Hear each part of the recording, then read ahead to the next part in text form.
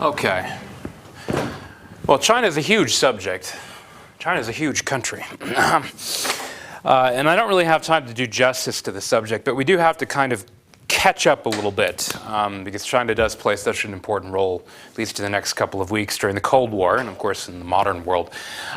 China, though, I mean, in a way of explaining, in some ways, the communist phenomenon in China in its various, guises, you have to understand a little bit of something, of course, about the way China was victimized by various foreign powers.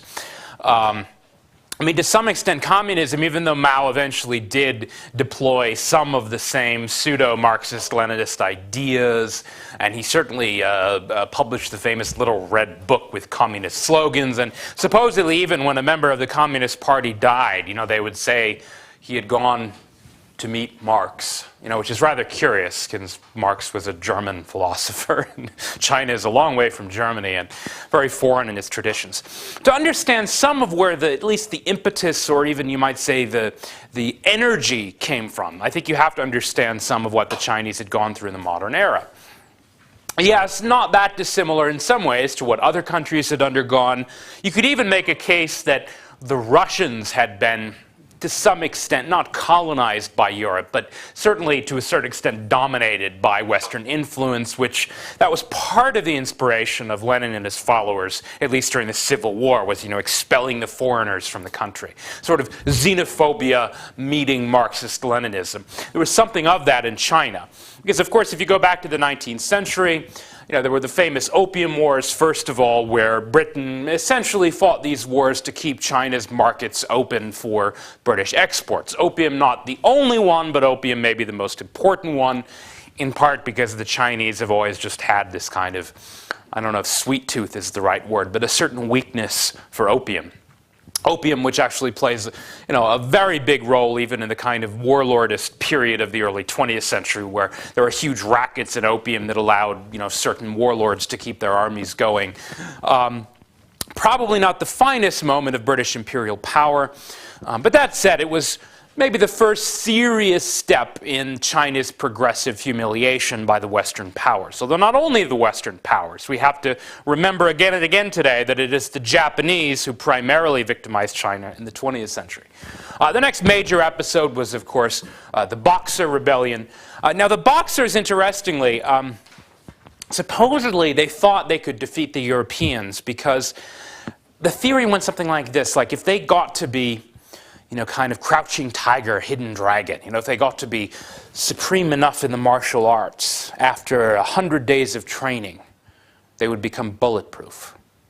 That's actually supposedly what they were told by their instructors.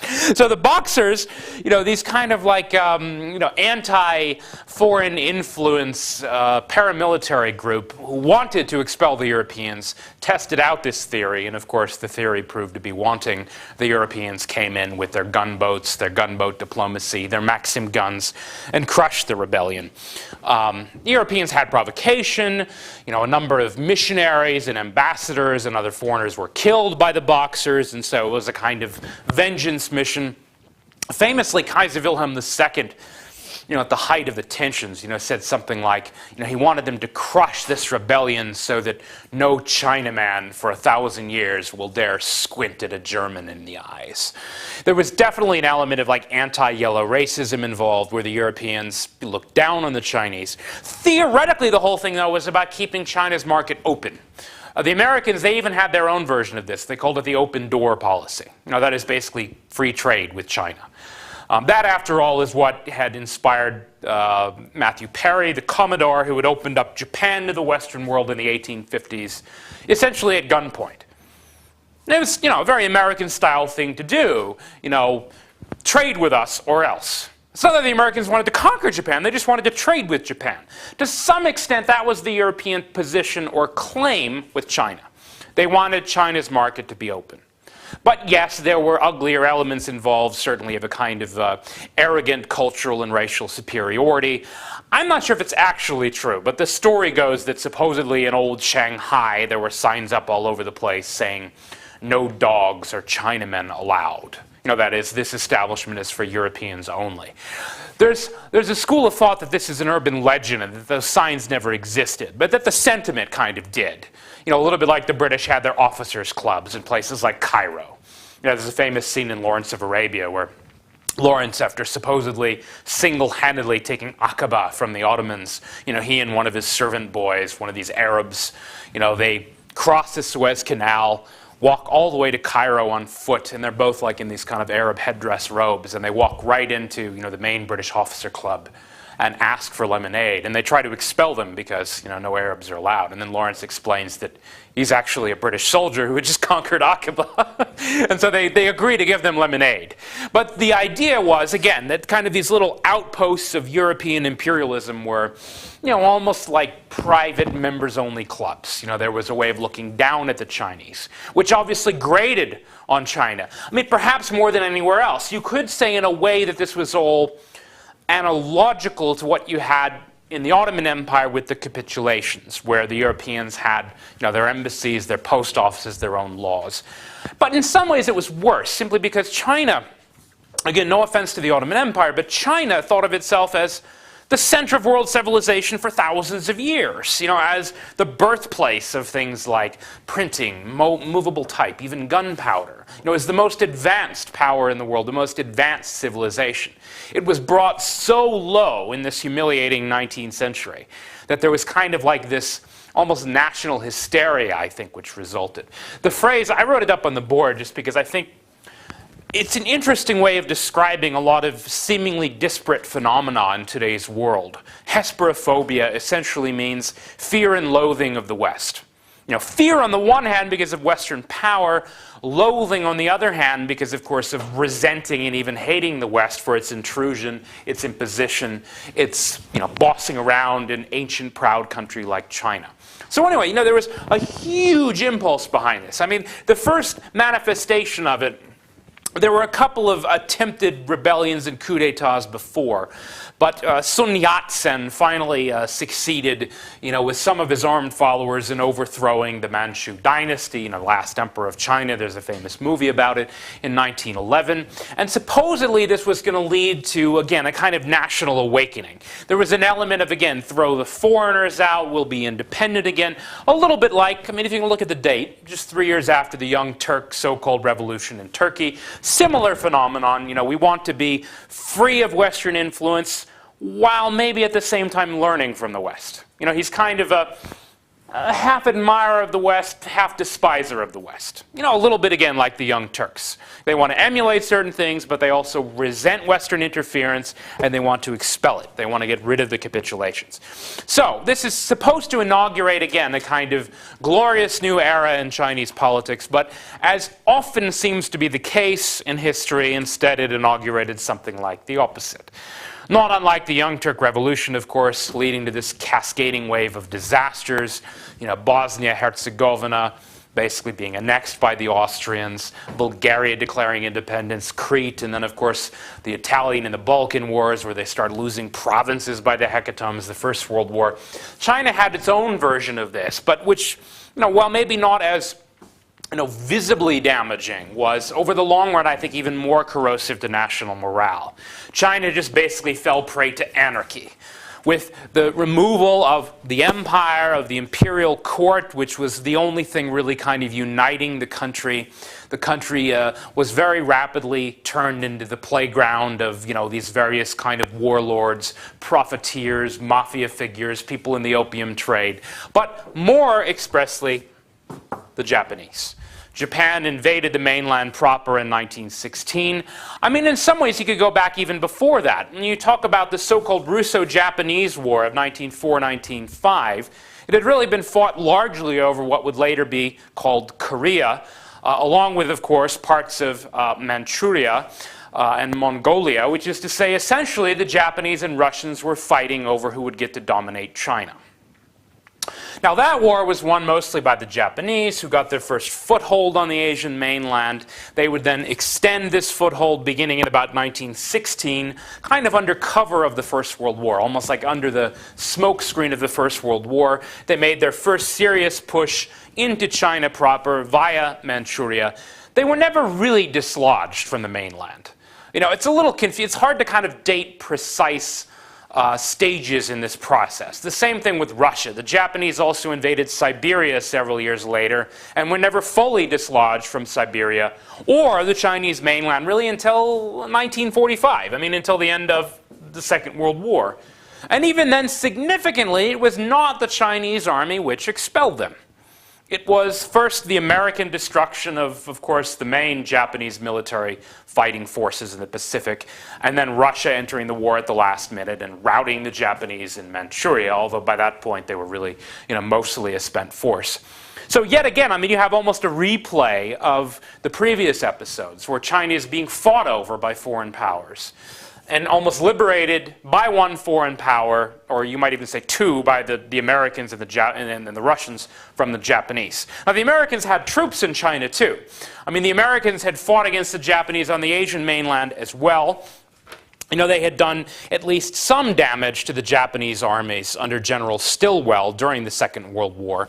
Because you pay most attention to the Pacific War, the European War, it's easy to forget that in China alone, something like 20 million people died in the Second World War. Another maybe 100 million were uprooted from their homes. Although it's hard again to kind of say, who died in which battle. It's not all that precisely documented. There was a civil war going on at the time, between the communists and the nationalists. The Japanese were there. The Americans were mostly helping the Chinese, at least the nationalist Chinese, against the Japanese. The Russians intervened. It's an immensely complicated story, a kind of slowly unfolding national tragedy of which the Second World War was in some ways the climax. Now, just to backtrack slightly to explain the phenomenon of the communists. It's a little bit confusing because Sun Yat-sen's movement was certainly not communist. That's not the way he saw it. He had various phrases. They were all about things like, he talked about socialism, yes, but he also talked about nationalism and kind of strength. Again, it was more about expelling the foreigners and becoming independent than it was about communism per se. He formed his own kind of serious army in 1921, the so-called Kuomintang, or KMT as it's usually shortened, which was in turn taken over by Chiang Kai-shek in 1923. Now, briefly, a word about Chiang Kai-shek. Because although, again, he eventually is the so-called nationalist, who fights the civil war against the communists, of course loses, ends up in Taiwan, in the early days he was actually armed by and supported by the Soviet Union. They sent him the arms, Stalin sent him the orders, and he was very much seen as a kind of Soviet, not agent exactly, but more like an ally or a client. They sent him lots of money, they sent him lots of arms. He organized the Kuomintang along kind of pseudo-Soviet principles of command, even with some of the same ruthlessness that the Red Army showed towards, deserters, for example. Not only deserters, but, even kind of people who disobeyed command. There was a ruthlessness to his army which helped to make it effective. However, Chiang himself was never a communist. Now, that's always one of the kind of dilemmas of the 20th century with people like Chiang Kai-shek, Mao, or, of course, much later, Ho Chi Minh in Vietnam. To what extent were they, quote-unquote, nationalists animated by their own local interests and ideas, and to what extent were they, shall we say, backed by a foreign power? Obviously, you can be a bit of both. You can be backed by a foreign power, receive arms and so on, profess loyalty to their ideals, like Ho Chi Minh. He visited Moscow and there's a plaque to him there and so on. It doesn't necessarily mean that you are an out-and-out Marxist-Leninist in all senses. In Chiang's case, he actually made this very clear. He decided he didn't want to be a communist, and so he literally turned on the communists. There was a pseudo-laborite kind of left-wing uprising in Shanghai in 1927. He sent in his army. He crushed it mercilessly, brutally. He just had, people hanged. He had them drowned in the river. Utter brutality in the way he suppressed it. He then kind of pitched the communists on the run and started chasing them down in other cities, he basically made it clear that he no longer wanted Soviet patronage. He wanted to be his own man. It was around this time that Mao began to emerge as a potential rival, although Mao in the early days was not a communist either. I mean, Mao was very rural. He was essentially a kind of lower middle class peasant type who had gotten some education. He had become a kind of a librarian. He had become a kind of what the Marxists would have called almost petty bourgeois. But he was a little simple. He was earthy. He wasn't of the city. This helped him in a way because while Chiang Kai-shek and the Kuomintang very much did control China's main cities, particularly on, of course, the eastern seaboard, that is, along the Pacific Ocean, where most of China's cities are still located today. Mao was always comfortable in the countryside. And eventually, most famously in the so-called Long March, when, Chiang Kai-shek's armies, had pitched his forces into retreat, and they were just about to be surrounded, and so they supposedly, set off on this epic march across the countryside where, oddly enough, they actually ended up in northwestern China, kind of parts of Xinjiang, the Muslim area, where supposedly they even forbade pork for a while, to kind of get in with the local Muslim population. In other words, he was very far from the main population centers of eastern China. And so, anyway, Mao, to that extent, became not necessarily in control of the countryside, but that was his base. His men learned how to live off the land. They learned how to live basically without things like paper money. They used barter. They just requisitioned the supplies that they needed. They became almost self-sufficient. Now, if you fast forward then to the Second World War, which, again, in China began even earlier than it did in Europe. The Japanese, they were already there, but they sent even more troops in. There was a so-called massacre at Nanking in 1937, where they killed over 100,000 people in the city. They gradually controlled most of China's cities. Chiang Kai-shek withdrew for a time. At times, he would have a truce with the Japanese to allow him to go attack Mao's forces. It was a very confusing story, the Second World War. To some extent, the Japanese did Mao's work for him by, inflicting a series of defeats upon Chiang's forces in terms of materiel and manpower and so on. They had serious losses against the Japanese. But that said, at the end of the Second World War, the general expectation was that Chiang Kai-shek would take over. In fact, despite the fact that he had turned against the communists and he had butchered them in Shanghai in 1927 and then chased them basically into the interior, Stalin had never really completely trusted Mao, and Stalin continued dealing with Chiang Kai-shek. In fact, right up to the end, when Chiang Kai-shek and his nationalist forces went to Taiwan in 1949, the Soviet ambassador actually went with them, which you wouldn't expect. You'd think that by that point, the Soviets would have been fully pro-Mao. But no, that wasn't really true. To some extent, the Soviets, I think, wanted to split China. From a pure realpolitik, realist perspective, you can understand why. It was a little bit like why Stalin was ambivalent about Spain. And he wanted to support the so-called Republican side, the communists, but he may not have wanted them to win because he didn't think he could control Spain. It's a little bit like that. He thought if China were split in two, that he could basically have more influence. Mao, by this point, Mao's strength was mostly in the north, mostly in places like Manchuria and Mongolia, basically kind of like bordering Siberia and the Soviet Union. So he figured, look, Mao is going to need our support anyway. And so he wanted to keep good relations with Chiang. I think he basically wanted to kind of split the country in two. It's not like he ever put this down on paper, but that does seem to be the essence of the Soviet policy. We know that he was dealing with both. Yes, Stalin was sending arms to Mao, he was supporting Mao, but Stalin also had very good relations with Chiang. Now, oddly enough, Mao even reached out to the Americans at about the same time. He wrote a letter in about 1944, while the Second World War was still on. He wrote a letter to FDR. He compared himself, he tried to make himself sound like a sort of American-style Democrat. He talked about heroes from the American political past, like Washington and Jefferson, and he said, look, that's what I'm trying to do in China. Just like you expelled the British, I'm trying to be the agent of true Chinese independence from, foreign powers, the Japanese, the Russians. You should give me support. Now, it's interesting, Mao actually did have a lot of political support in America. That's another one of these things that's difficult to follow in 20th century politics. It's true of Castro, too, that Castro later famously emerges, of course, as this like scourge of the Americans in the later Cold War in Latin America. But in the early days, his primary support actually was from the Americans. He actually got money and weapons from the Americans. He got favorable newspaper coverage. The White House cheered him on. Later on, he turned on the Americans. With Mao, it was something like that. Mao wanted the Americans to back him. He thought they would legitimately support his cause. FDR didn't respond to the letter, though. Mostly because by this point the Americans were already sort of quote-unquote in bed with Chiang Kai-shek and the nationalists. Just because they had become invested in them, they sent them lots of arms, they sent them money. By the later 1940s, America was sending Chiang and his government as much as $3 billion a year in aid. And that was serious money back then. That'd be tens of billions of dollars today. So they're invested in his government and they don't want to give him up. There's almost a romantic attachment to him.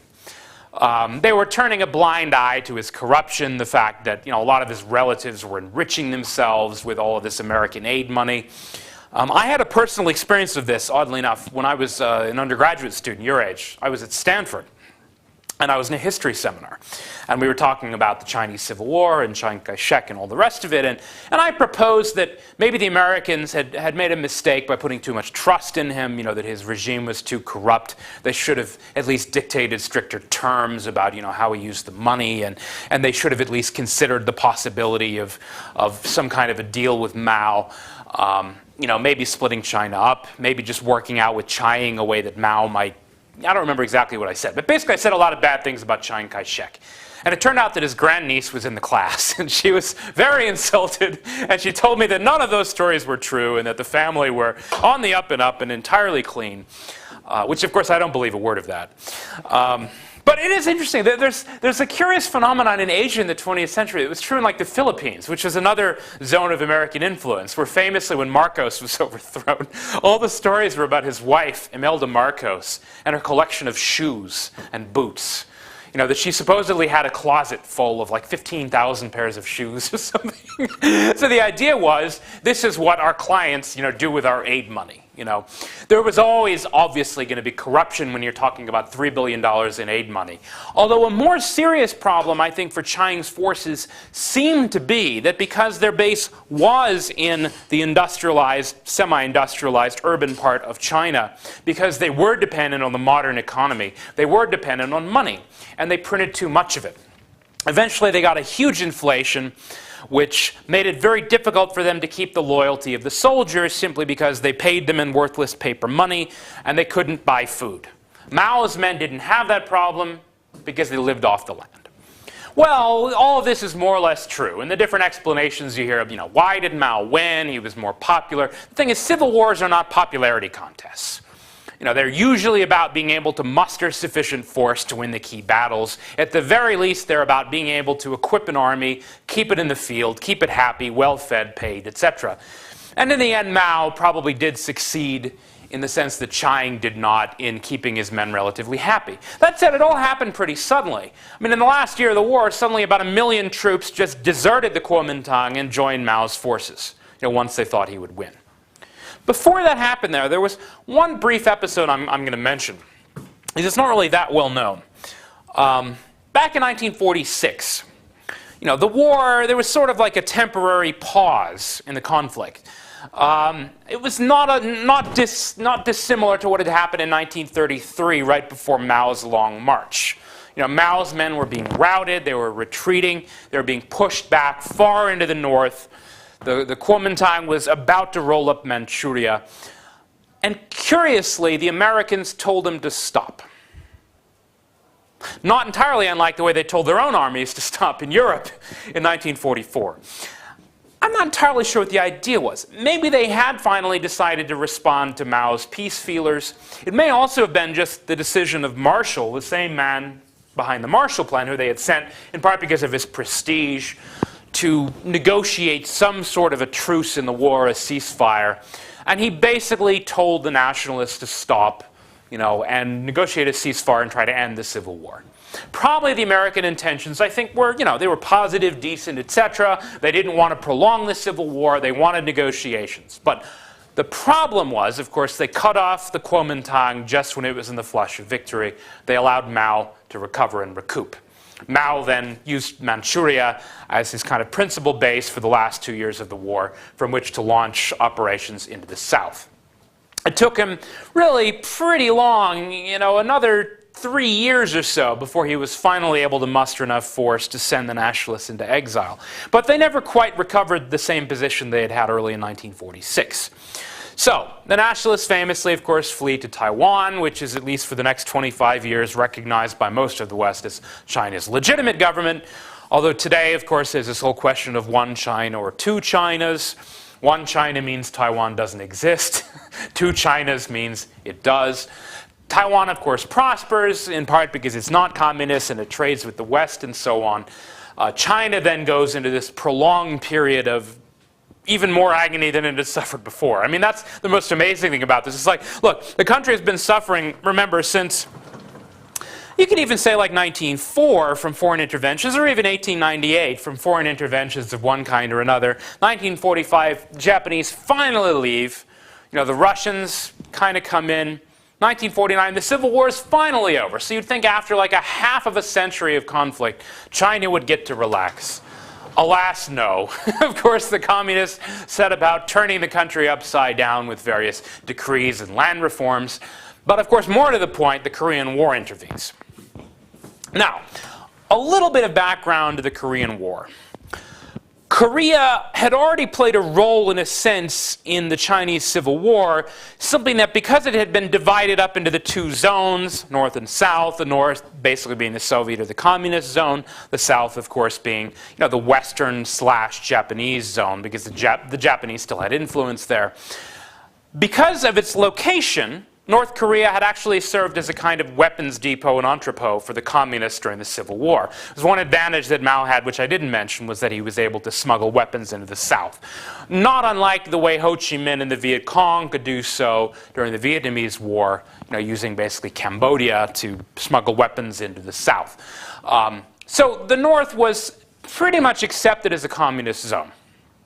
But, well, in part in the flush of the victory of the communists in China, in part probably for his own reasons, Kim Il-sung decided to invade South Korea in 1950. I should be a bit more precise. Kim Il-sung asked Stalin if he might invade South Korea in 1950, and Stalin said, yes, please do.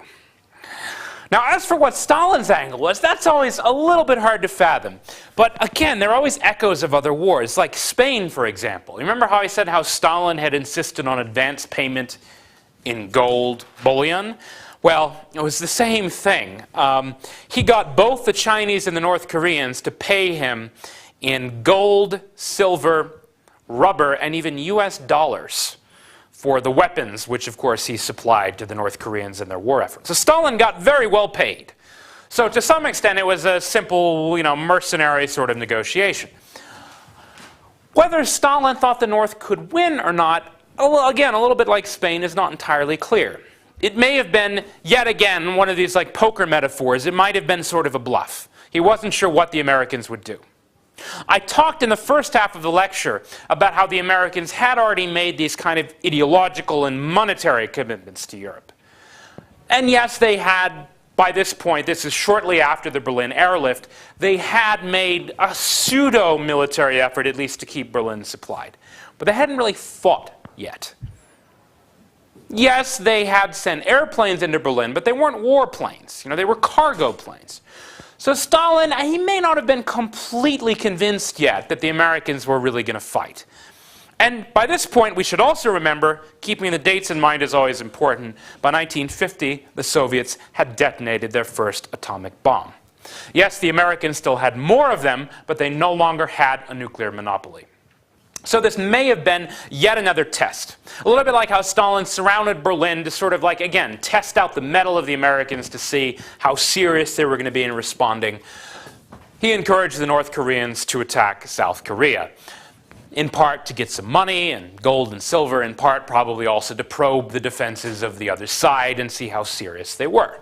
Now, Truman, as I mentioned, did not even go to Congress, but he did, oddly enough, go to the United Nations. The Soviets, of course, famously just abstained. They didn't vote in the Security Council.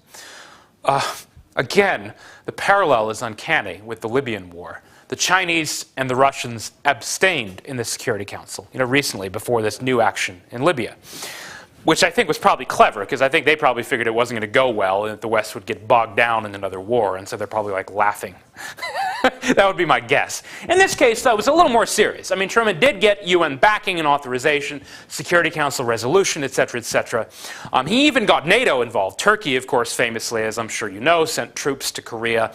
And in a curious way, I don't know if this was Truman's intention, the Korean War actually turned the United Nations into a pretty serious enterprise, whereas up to this point it hadn't really done anything. It had just been kind of like a debating society. In some ways, the Korean War made the United Nations, at least turned it into something people took seriously. The Soviet abstention allowed it to happen. It's never been fully adequately explained, I don't think, why the Soviets abstained in that case. It may just have been an accident or even like poor instructions from Moscow. But that said, the UN imprimatur did give the Western intervention, a kind of patina of international legitimacy and so on. And famously, the Americans, did very well, and they pushed right on up to the north. But then things got controversial. Douglas MacArthur, hero of the Second World War, author of Japan's post-war constitution, he wanted to push on right to the Chinese border, and they did actually push on pretty far. They got up close to the Yulu River, and then the Chinese intervened. And that was a decisive moment, really, in 20th century history. Not because the war was won decisively by one side or another, but because basically it turned China into a serious military power. I mean, in some ways, that was like the ultimate thing wrought by this 50 years of humiliation. Mao mobilized this immense army of over 1 million men, sent them into Korea, and this turned it into a pretty serious war where the Americans lost, about 34,000 killed. Chinese lost 250,000 killed, so they lost 7 or 8 times as many as the Americans. Oh, and then the Koreans lost about 1 million. So it turned into a serious conflict. It was no longer just this UN-sponsored response to aggression. Now it was almost a proxy superpower conflict, with the Chinese fighting kind of on the Soviet side, even though in a curious way, of course, it ultimately led to China's split with the Soviet Union, because it also turned China into a serious power. It's interesting that at the end of the Second World War, I mean, it was entirely Roosevelt, again with this kind of romanticism. He's the one who insisted that China be put on the Security Council. The British thought it was a joke. China was not a serious power. It should not have been indulged in that way. They were, the plaything of foreign powers going back 50 years. Churchill was probably right in 1945, but in 1950, China now was a pretty serious power. They actually did push the Americans back to the 38th parallel, where, of course, things still stand today. One of the tensest military standoffs in the world. There's enough ordnance, on the North Korean side to, destroy Seoul several times over. So although eventually they did, negotiate a ceasefire, the consequences were severe, not least in American politics. There was a famous standoff between MacArthur and the president himself. MacArthur wanted to even threaten or possibly even use nuclear weapons, tactical, battlefield nuclear weapons, to dislodge the Chinese and win the war. Truman eventually sacked him and fired him, even though MacArthur was very popular. He was almost unassailable. Famously, Truman was even rebuked by his own mother for this. There's this great scene in all of the stories about Truman where, his mother says, MacArthur is a great patriot and American, and how dare you, fire this American military hero, nothing, etc., etc. Like, he was supposedly rebuked by his own mother for this. But it was significant because he did, stand up for kind of civilian control of the military. But in the political sense, it also sent things over to a kind of extreme in America. I think I wrote this over here, but there was a famous bill called the National Security Council Directive, NSC 68. This is something that conspiracy theorists of like the Noam Chomsky variety like to say is, the founding document of American imperialism. What it basically proposed was this immense military expenditure. that America, remember, had not really yet partaken in. American expenditures on the military went from about $17 billion in 1950 to the last year, at least, of the hot war in Korea, to over $50 billion, and this was by 1953. So, just in about 3 years, American military expenditures tripled. Now, the long-term consequences of NSC 68 in strategic terms, you have, by, let's say, the end of the Cold War, 675 overseas military bases, 47 countries under the U.S. security umbrella, about 1 million American troops stationed overseas, slightly fewer today, but, still, you have a large number. None of that, remember, was foreseeable back in 1945 when FDR had promised to send the troops home, not just from Europe, but from Asia. To the largest extent, you could chalk it up to Stalin and his behavior, but a lot of it probably also did have to do with what happened in China. Who lost China? That is, who lost it to the communists? This became this refrain in American politics with serious domestic consequences. We usually hear it summed up as part and parcel of the so-called McCarthy era of kind of paranoid anti-communism. McCarthy was the senator. Sorry, I circled MacArthur. This is McCarthy. McCarthy, Senator Joseph McCarthy, he kind of concocted this whole set of hearings in Congress, to expose communist infiltration into the government and so on. Weirdly enough, the stuff he was talking about was real, but it had actually all been kind of taken care of by that point. It had really been more a phenomenon of the 1930s and 40s. By the late 40s, communist infiltration had mostly been kept under control. What he was really responding to was kind of almost like this atmosphere of hysteria caused by the fall of China to the communists. There was a speech by the Secretary of State, Dean Acheson, shortly before McCarthy launched his crusade, where he talked about Asia, but he wasn't specific that the Americans were going to include Korea, and Indochina in their kind of security framework. And supposedly then the hawks, the hyper-patriots said that Truman and the Democrats had lost China and there would be hell to pay. Now, the reason this is significant, McCarthy's career, it really only lasts a couple of years. Eisenhower figures out a way to humiliate him in 1953. It's a long story. It's a funny story, though. Basically what he did, he entrapped McCarthy because McCarthy's key aide, a guy called Roy Cohn, was gay, and he was in love with a young Army private. It's a very, very long, complicated story, but basically they got McCarthy to go after the Army because of his aide's love affair with a gay young soldier. It was all very stupid. He fell for the trap. They humiliated him in these hearings where he was made out to be, anti-military and anti-patriotic, and eventually his reputation was in ruins. So in the short run, that wasn't that important. But in the long run, this who lost China debate was extremely significant because, to give you an idea, Lyndon Johnson, the president who really kind of sent America into Vietnam in the serious sense of deploying ground troops. When he was interviewed to explain this, he said, look, the who lost China debate would be, quote, chicken shit compared to what we would see in American politics if I lost Vietnam. The idea being that America cannot allow any more dominoes to fall, any more countries to go communist. The containment doctrine, as laid out by Kennan famously, is that America is supposed to contain the spread of communism. So China then is a loss. Any other country going communist is a loss, and America must stand up to all of this. The loss of China, that is, it helps to polarize the factions. It helps to, create an almost like hysterical kind of a missionary sense in the Americans that, maybe was going to get there anyway, but it happened rather quickly. It also leads America to triple its military spending and eventually undertake global military commitments around the world. So even though the stuff in Europe leading to the creation of NATO, that was significant politically, it was really the Korean War which turned the Cold War into a military confrontation, where eventually you had not just the vast nuclear arsenals, but of course proxy wars in places like Korea, places like Vietnam, places like Africa, Afghanistan. The Korean War laid the template, you might say then, for the hotter phases of the Cold War. I know I probably ran through time a little bit, so we're going to cut it off there. As to the movie, I'll ask people again at the midterm, but you know where the midterm is, right? It's A127, I think, right? Yeah, A127. So we'll see you there at 5:30.